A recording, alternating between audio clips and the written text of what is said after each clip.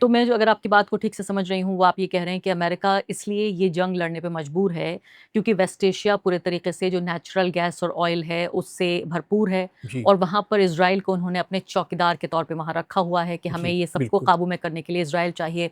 दूसरी एक महत्वपूर्ण बात ये भी है जिसको इज़राइली लॉबी या यहूदी लॉबी कहा जाता है, मुझे लगता है उसको ज़ायनिस्ट लॉबी कहा जाना चाहिए, ज़ायनिस्ट लॉबी, कि हाँ, अमेरिका में वो ज़्यादातर कारोबारों पर उनका कब्ज़ा है। आबादी कम है, लेकिन उनका जो कंट्रोल। प्रभुत्व है वो बहुत हुँ, ज़्यादा है, कंट्रोल बहुत ज़्यादा है। हुँ। तो वो कारोबार पर उनका कब्ज़ा है, जो अमेरिकन जो एडमिनिस्ट्रेशन है, पॉलिटिकल एडमिनिस्ट्रेशन, उनमें बड़ी तादाद में यहूदी लोग हैं।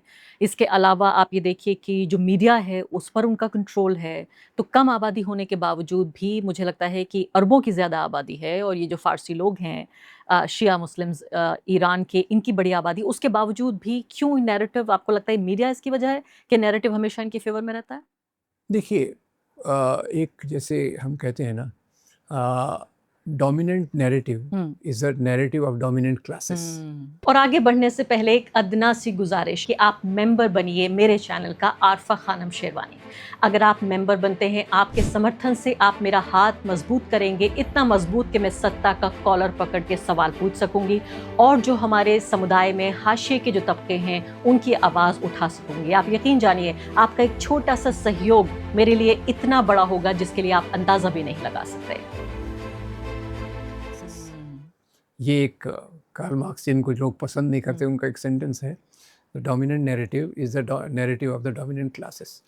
तो मीडिया तो वैसे ही चलता है और उसमें तो कई लोगों ने इस बात को सिद्ध किया है कि मीडिया जो मेन रहता है, जो छुटपुट जो आइसोलेटेड रहते हैं और अपनी कोशिश करते हैं सच बचाने की, मैं उसकी बात नहीं कह हम्म, रहा, हम्म, पर मीडिया का बड़ा तबका ये उसी प्रभाव में रहता है जो सरकार में और दूसरे पूंजीपति और कॉरपोरेट के डोमिनेंट सेक्शन जो चाहते हैं, तो इसलिए नैरेटिव को आगे जगह मिलती रही, बिल्कुल। इज़राइल वाले नैरेटिव को। और लेकिन अभी जो हम देख रहे हैं ईरान में, जी, एक और नया नहीं है, लेकिन एक फिनोमेना है, ख़ासकर हमारी जनरेशन के लिए, या मैं कहूँगी मुझसे जो और छोटे लोग हैं उनके लिए, कि वो ये देख रहे हैं कि अयातुल्लाह अली ख़ामेनी की हत्या के बाद जो एक पूरी शहादत के इर्द-गिर्द जो इस्लाम में शहादत का एक जी, जी, कॉन्सेप्ट है, करबला को लाया जा करेक्ट। रहा है। हम देख रहे हैं वहाँ के फॉरेन मिनिस्टर कह रहे थे कि शिया लोगों में जी है। हाँ, Ashura loving people, Ashura loving nation. तो हर तरह से एक तरफ थियोलॉजी सिर्फ इज़राइल में ही इस्तेमाल नहीं हो रही है। थियोलॉजी यहाँ भी आप देखिए कि किस तरह करेक्ट, से करेक्ट। धर्म का, धार्मिक जो इतिहास है उसका इस्तेमाल है। करबला और शहादत के इर्द-गिर्द जो आप लोगों का मोबिलाइज़ेशन देख रहे हैं ईरान में, उसे कैसे देखते हैं आप? देखिए, इसमें फ़र्क एक ही है, लैंग्वेज ऑफ रिलीजन, धर्म की भाषा यहाँ भी बोल रहे हैं, वहाँ भी बोल रहे हैं। बोली जा रही है। हुँ। फ़र्क ये है कि इज़राइल की तरफ से जो बोल रही है, वो आक्रामक है, हुँ। दूसरों पे हमला करने वाली है, और इनकी जो भाषा है ईरान की, वो डिफेंसिव है। वो खुद को बचाने के लिए धर्म की भाषा का हुँ। इस्तेमाल कर रहे हैं, और ये बहुत महत्वपूर्ण फ़र्क है हुँ। कि आप मजबूरी में जब हेल्पलेस हैं, हुँ। तो खुदा को याद करें, ईश्वर को याद करें, एक बात होती है, और आप ईश्वर का नाम लेके दूसरों पे हुँ, ये हुँ। करें, अत्याचार करें, वो बहुत अलग होता है। तो बहुत आपने जो क्रूशियल फ़र्क डिस्टिंक्शन, है ये, बहुत क्रूशियल है ये फ़र्क। क्रूशल फ़र्क आपने जो पॉइंट आउट किया है, ये काफ़ी महत्वपूर्ण पॉइंट है। तो इसलिए मैं ईरान के लोगों को तो कहूँगा कि भले ही वो ये लैंग्वेज का यूज़ कर रहे हैं, पर वो हेल्पलेस हैं। हुँ। लगे हाथ आपको बता दूँ कि ये जैसे ईरान पे तो पहले भी वो सत्ता परिवर्तन, अभी भी सत्ता परिवर्तन की नहीं, और बात करते हैं। 75 साल पहले सत्ता परिवर्तन कर चुके हैं, तो वही सुहाने सपने करेक्ट। मुंगेरी लाल के वही वापस लाना चाहते हैं। पर ये होते कौन है किसी देश की हुँ। सत्ता को परिवर्तन करने वाले? मेरी सॉवरेनिटी, मेरे देश की सॉवरेनिटी, मेरे देश की वो ये कह रहे सॉवरेनिटी। हैं कि भई महिलाओं के साथ बहुत अत्याचार है, वेरी आप गुड। बहुत ही तानाशाही सरकार वहाँ पे चलाना चाहते हैं, हम ईरान के लोगों के लिए कर रहे हैं। क्योंकि आप ये देखिए, अगर शब्दावली आप देखें, तो इज़राइल और अमेरिका दोनों ईरान के लोगों के लिए शब्दों का इस्तेमाल करता है, honourable, dignified people, loving people, lovable people, यानी लोग तो बहुत अच्छे हैं, सरकार बुरी है, हमें लोगों से समस्या नहीं है। जिस सोचिए स्कूल पर हमला करके 200 मासूम बच्चियों की इन्होंने जी, दिन दहाड़े उनका नरसंहार कर दिया, उन बच्चियों के लिए ईरान को आज़ाद कर रहे हैं ये। Very good. अब ये यानी बहुत हास्यास्पद है। इसलिए हास्यास्पद है कि दूसरे देश के ह्यूमन राइट्स को आप बहुत सेंसिटिव हैं। हुँ। मैं ये मानता हूँ कि पूरी दुनिया में एक सेंसिटिविटी होना चाहिए दूसरे देश के हुँ, हुँ। मानवाधिकारों के लिए भी। पर आप देखिए, जब वो करते हैं महिलाओं के नाम पे और इसके नाम पे, उसी समय एप्स्टाइन फाइल का मामला हुँ, चलता रहता है।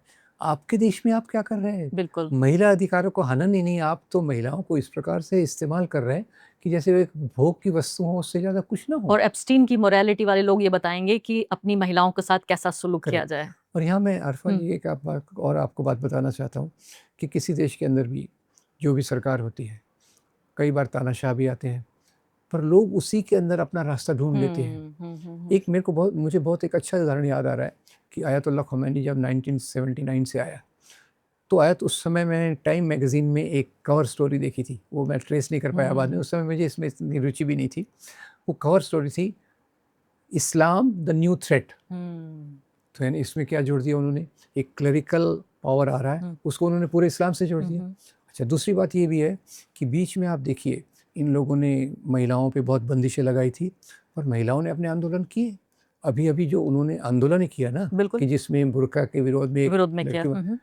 और एक मज़ेदार चीज़ मैंने आउटलुक पत्रिका में देखी थी, वो क्या थी कि भाई पहनना है आपको बुर्का, स्कार्फ, कुछ तो पहनना है। तो वो लड़की क्या कर रही है, नीचे जीन्स पैंट है, ऊपर टॉप है, हाथ में सिगरेट है, और यहाँ उसने छोटा सा बिल्कुल अच्छा सुंदर दिखने वाला ये लगा दिया। तो महिलाएं अपना रास्ता ढूंढती हैं। बिल्कुल, और मैं बिल्कुल एक नारीवादी महिला होने के नाते मैं ईरान की इस पॉलिसी के खिलाफ रहती हूँ कि कोई भी पाबंदी होनी चाहिए, ईरान हो या सऊदी अरब हो या भारत हो, हर औरत को आज़ादी होनी चाहिए अपने हिसाब से, पहली बात तो। लेकिन दूसरे इसके बरक्स अगर आप देखें तो हमेशा जीन्स और पैंट्स पहनने वाली लड़कियों को मॉडर्न कहा जाता है। और अगर मैंने साड़ी पहन ली है तो आज मैं मॉडर्न नहीं हूँ, लेकिन कल अगर मैं पैंट्स पहन लूंगी तो कल मैं मॉडर्न हो जाऊंगी, और फिर अगर मैंने अपना सर ढक लिया तो मैं ऑप्रेस्ड हो जाऊंगी। तो ये भी तमाम आप देखिए पुरुष जो हैं वो डिफाइन कर रहे हैं कि महिला को किस तरह से परिभाषित किया जाएगा। लेकिन आपने चूंकि रिवोल्यूशन की बात की और इसको भी काफ़ी बदनाम करने की कोशिश की जाती है, फिर से मैं कहूँगी कि मेरा जो सिद्धांत है वो यही है कि किसी भी देश के कामकाज में मजहब का इस्तेमाल एक केंद्रीय भूमिका नहीं होनी चाहिए, चाहे भारत हो, पाकिस्तान हो, इजराइल हो या ईरान हो। तो इस्लामिक रिवोल्यूशन की जो पूरी थ्योरी है वो ये है कि इस्लाम के इर्द गिर्द हम ईरानियन नेशन को बनाएंगे। इस पूरे रिवोल्यूशन का कुछ इतिहास हमारे दर्शकों को आप बताएंगे? जी, ये जो रिवोल्यूशन हुआ था 1953 में, मैंने बताया मुसद्दिक की सरकार को इन्होंने हटाया, और रज़ा शाह पहलवी, वो भी बताइए, वो चैप्टर भी ज़रूरी है। रज़ा शाह पहलवी वो ईरान का पुराना एक राजवंश में से था, उसको इंस्टॉल कर दिया गया, और वो पूरा अमेरिका का पिट्ठू था। यानी वो कल्चर को क्या मानता था, कल्चर को जैसे आप बता रही हैं, साड़ी पहन लिया तो ये हो गया, वो पैंट पहन लिया तो वो इसी को मानता था कि पैंट और टी शर्ट पहना तो आप मॉडर्न हो गए। तो रज़ा शाह पहलवी आया, उसने इस्लाम को सुपरफिशियल वेस्टर्नाइजेशन किया। अब सुपरफिशियल यानी सतही तौर पे, भाई आप पैंट पहन रहे हैं, टी शर्ट पहन रहे हैं, सिगरेट पी रहे हैं, बाकी कर रहे हैं। तो और जो लोगों की समस्याएं रही, लोगों की समस्याएं पहले से बढ़ती गई, गरीबी है, भुखमरी है, बेकारी है। अब ईरान के पास इतनी संपत्ति है, धनी देश है तेल के कारण, पर लोग बुरे हाल में हैं। तो इसके कारण 1979 में एक क्रांति हुई, और ये रियल क्रांति थी, मतलब लोगों का जन उभार आया। लोगों के जन उभार में ये भी बात बता दूं आपको कि वहाँ दो प्रकार की ताकतें सामने आ रही थी, एक तो लेफ्टिस्ट ताकतें और दूसरी ये क्लेरिकल ताकतें। तो उसमें भी अमेरिका का रोल रहा। अमेरिका ने कहा अगर सत्ता परिवर्तन होना ही है तो कम्युनिस्ट क्यों, ये क्लेरिकल लोग हमारे लिए ज़्यादा अच्छे रहेंगे, इनसे डील करना ज़्यादा अच्छा रहेगा। तो वो भी एक एस्पेक्ट है जिस पे ज़्यादा रोशनी डालना, ज़्यादा बात नहीं होती है इस बारे में, ज़्यादा बात कभी नहीं होती। और उस समय जो 1979 की रिवोल्यूशन हुई थी, उस समय इन्होंने जो गहरे तरीके से जिन्होंने स्टडी किया, उसमें leftist forces were quite strong. और वहाँ अमेरिका तो हर समय एक्टिव रहता है, और करे ना करे तो उसने भी टिल्ट किया जो बैलेंस आयतुल्लाह ख़ुमैनी की तरफ, वो अमेरिका ही नहीं किया, क्योंकि अमेरिका को पता था इनसे डील करना ज़्यादा आसान है, जबकि अगर लेफ्टिस्ट फोर्सेस आ गए तो हम तो कहीं के नहीं रहेंगे। ये बहुत महत्वपूर्ण बात है, इसको समझना होगा। और इसके अलावा अब जिस फॉर्म में अभी हम ईरान को देखते हैं जी, आपको लगता है ईरान को हराया जा सकता है? देखिए ईरान को ऐसा होता है कि कई बार जो ग्राउंड वॉरफेयर और एटॉमिक एयर वॉरफेयर के काफ़ी डिफरेंसेस होते हैं। अब ये बात सही है कि अमेरिका के पास भी एटम बॉम्ब है, इजराइल के पास भी एटम बॉम्ब है, और शायद ईरान के पास नहीं है, वो किसी स्टेज में होंगे। आरोप लगाया जाता है कि कभी भी बना सकते हैं। हाँ, वो हो सकता है। पर देखिए ईरान ने क्या किया, जो पिछले कुछ सालों से जो हालात चल रहे हैं वेस्ट एशिया के, तो उसमें उन्होंने अपनी ग्राउंड लेवल आर्मी को बहुत मजबूत किया, यानी टॉप से लेके बॉटम तक। और उन्होंने एक बहुत ये भी ख्याल किया कि जैसे अभी बात आती है ना मिसाइल्स की, कि भाई ऐसी मिसाइल्स हों जो हम खूब सारी बना सकें और इन पे अपना बचाव कर सके आक्रमण करके। तो वो ईरान ने काफ़ी मजबूती से बनाया। इसलिए आरफा जी, मुझे भी लगता है कि ये जो अभी पिछले चल रहा है कि ट्रंप ने पहले 3 दिन के बाद बोला चलो तुम अनकंडीशनल माफ़ी मांग लो, अभी बोल रहा है वार तो ख़त्म हो गई, मतलब उनकी वो सक पका गए हैं। उनको ये उम्मीद नहीं थी कि ईरान हमारा इतना डैमेज कर सकेगा।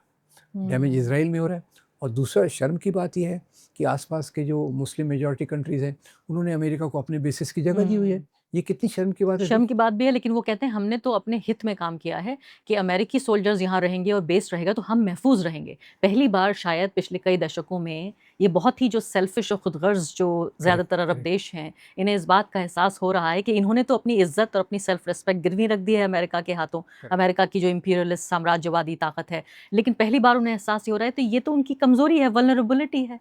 आज भी एब्सोल्युटली। कुवैत से देखिए, कुवैत से मैं बातचीत कर रही थी कुछ लोगों से, उन्होंने कहा कि हम जहाँ रहते हैं उसके बराबर में ही कुछ ही दूरी पर मिलिट्री बेस है और वहाँ हमले की लगातार जो है वो आवाज़ें आती रहती हैं। हम वल्नरेबल हैं इसलिए चूँकि यहाँ पीछे हमारे बैकयार्ड में अमेरिकी सोल्जर्स हैं। अब यहाँ पर सवाल ये पैदा हो रहा है कि भारत इस बीच कहाँ खड़ा हुआ है? और मुझे ये भी बताइए कि इस सब के दौरान जो सबसे महत्वपूर्ण बात कही जा रही है, आपने कहा कि बेचैन हो रहे हैं डोनाल्ड ट्रंप कि किसी तरह से ये जंग खत्म हो जाए। जी। आपको लग रहा है कि वो हार रहे हैं ये जंग? हार हार नहीं भी रहे तो उनका जो उद्देश्य था वो तो नहीं पूरा हो रहा। जीत तो नहीं रहे हैं कम से कम। जीत तो नहीं रहे, और दूसरा जो चेंज ऑफ द गवर्नमेंट उनका ये था मेन, वो तो कि हरगिज़ नहीं हो रहा है। वो नहीं हो रहा। बल्कि मुझे तो लगता है कि उन्होंने ईरानी जनता को और साथ ला दिया है। यूनिटी ला दी है। जो ये जो गवर्नमेंट थी या सुप्रीम लीडर थे, उनके खिलाफ भी रहे होंगे, वो लोग भी सड़कों पर आकर प्रदर्शन कर रहे हैं। बिल्कुल, बिल्कुल। और दूसरे दिन जब वो बच्चियों के इसके जब मातम हुआ, तो सड़कों पर जितने लोग थे, वो तो मतलब संख्या थी कि पूरा ईरान सड़कों पे आया हुआ है विरोध करने के लिए। आपने साम्राज्यवाद का ज़िक्र किया और हम भी साम्राज्यवाद और इस इम्पीरियलिज़्म का बदतरीन शिकार रहे हैं, लेकिन जी। हम संवेदना प्रकट तक नहीं कर पा रहे हैं। हम आधिकारिक रूप से कुछ नहीं कह पा रहे हैं कि इस जंग में हम खड़े क्या हैं। एक शब्द हमारे मुँह से नहीं निकला है। इस जंग के बाद इसका अंजाम जो भी हो, एक नया वर्ल्ड ऑर्डर तैयार होगा। क्या आप ये मानते हैं? बिल्कुल, बिल्कुल मानता हूँ। कैसा होगा ये वर्ल्ड ऑर्डर? देखिए, पहले तो मैं ये बता दूँ कि हम अपना मुँह क्यों नहीं खोल पा हुँ, रहे हैं। हुँ, हुँ। क्योंकि ये कई ऐसी ताकतें हमारे भारत में जो हुआ है, अब ये बहुत शर्मनाक है कि हमारा जो पाला हमने बदला। अभी तक हम नॉन अलाइनमेंट के तरीके से जहाँ भी अन्याय हो आवाज़ उठाते थे, और जैसे अब किसी देश का सुप्रीम लीडर मारा गया, उसके बारे में हमारी संवेदना दिनों दिन तक नहीं निकलती, और वहाँ के बेगुनाह लोग जो मारे जाते हैं उसके बारे में भी हम कुछ नहीं कहते। तो कहीं तो भी जैसे, और तीसरी बात देखिए कि युद्ध शुरू होने के 2 दिन पहले ही हमारे प्राइम मिनिस्टर वहाँ जाते हैं और उस इज़राइल को कह के आते हैं, हम साथ-साथ हैं। हुँ। तो अब जो नया वर्ल्ड ऑर्डर होगा, उसमें ये याद रखा जाएगा कि भारत अभी नॉन अलाइन्ड नहीं है। भारत ज़्यादातर अमेरिका का पिछलग्गू है। अमेरिका के बारे में तो जो है वो तो हम सब देख ही रहे हैं। लेकिन पीछे भी कहाँ लग पा रहे हैं? हम तो रोज़ ज़लील हो रहे हैं। कैसे पिछलग्गू हैं हम? हाँ, वो इज़्ज़त खुद की बस यही है। हाँ। अपनी इज़्ज़त को इन्होंने ख़त्म कर दिया है इस प्रकार के आचरण से, और अमेरिका जैसा कह रहा है उठो, उठो, उठ रहे, हुँ। बैठो, बैठ रहे हैं, और अमेरिका अपनी दूसरी मजबूरियों के कारण इज़राइल के पूरी तौर से साथ नहीं में तो है। खुश तो वो तब भी नहीं हो रहे हैं। हम क्या वो कहते हैं तेल मत खरीदिए, हम कहते हैं जी हुज़ूर। वो कहते हैं अब आप तेल खरीद लीजिए, हम कहते हैं जी हुज़ूर। वो कहते हैं आप रूस से बात नहीं कर सकते, जी हुज़ूर। आप बात कर सकते हैं, जी हुज़ूर। लेकिन उसके बाद भी हुज़ूर जो हैं वो खुश नहीं हैं। हुज़ूर, क्योंकि आप पूरा उनको समर्थन नहीं दे रहे ना, उनको तो पूरा चाहिए कि आप भी आइए और शायद हम हमारे युद्ध में मदद कीजिए। हाँ, ये और इसलिए बीच में खबर ये भी आई थी कि क्या भारत का पोर्ट इस्तेमाल हुआ, इंडियन पोर्ट इस्तेमाल हुआ इस हुँ। हमले के लिए, जिसको सीधे तौर पे इनकार कर दिया गया है। तो इस नए वर्ल्ड ऑर्डर की कोई तस्वीर आप हमें बता सकते हैं, जिसमें भारत कहाँ होगा, ये आप देखें, अमेरिका की क्या जगह होगी? इसमें ईरान क्या आपको लगता है कि पूरे इस खित्ते का नेता बन के उभरेगा? देखिए, ये काफ़ी संभव है कि वेस्ट एशिया में एक नया समीकरण उभरे, जिसमें ईरान उसको लीड करे और बाकी देश जो अभी गलती से अमेरिका को बेसिस वगैरह दे रहे थे, वो अपनी गलती को रियलाइज़ कर से फिर से एक अरब नेशनलिज़्म को मजबूत करें, और उसमें फिर भारत को या तो बहुत ह्यूमिलिएशन के साथ जीना पड़ेगा, या फिर वो धीरे-धीरे अपनी राजनीति को बदलेगा। क्योंकि वेस्ट एशिया में जितना इंटरेस्ट भारत का है, उतना किसी और देश का नहीं होगा। हुँ। सबसे ज़्यादा मैन पावर यहीं से गया हुआ है। हुँ। तो ये आने वाले समय में नया वर्ल्ड ऑर्डर जो होगा, उसमें भारत को अपनी नीति रिवाइज़ करने की बिल्कुल ज़रूरत रहेगी। क्योंकि आप देखिए, अगर वहाँ हमारे लाख लोग काम कर रहे हैं, हुँ। 1 लाख परिवार उससे पल रहे हैं, हुँ। और एक जैसे केरल में तो हर तीसरा चौथा परिवार का एक व्यक्ति बिल्कुल। आपको दिखता है उधर। हुँ, हुँ। अभी तो बाकी जगह के भी लोग जाने वाले हैं।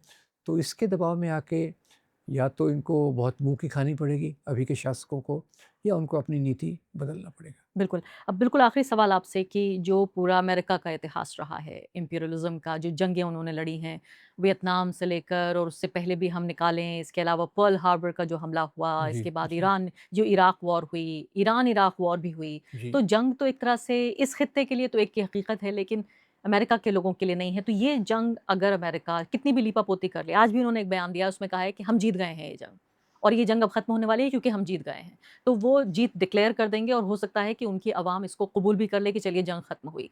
लेकिन इस इतिहास को देखते हुए इस जंग के आप अमेरिका के फ्यूचर को कैसे देख रहे हैं? देखिए, अमेरिका अभी भी सेफ़ है, हुँ, क्योंकि अमेरिका को सबसे बड़ा डर कब रहता है? जब उसके लोग ज़्यादा मारे जाते हुँ, हैं। हुँ, हुँ, वियतनाम में भी वो क्यों वापस पीछे आए? हुँ, क्योंकि हज़ारों सैनिक वहाँ मारे जा रहे थे, हुँ, उनका मोरल डाउन हो रहा था। अभी 8-10 अमेरिकी सैनिक मारे गए, तो वो अमेरिका में काफ़ी हलचल मच गई हुँ, है।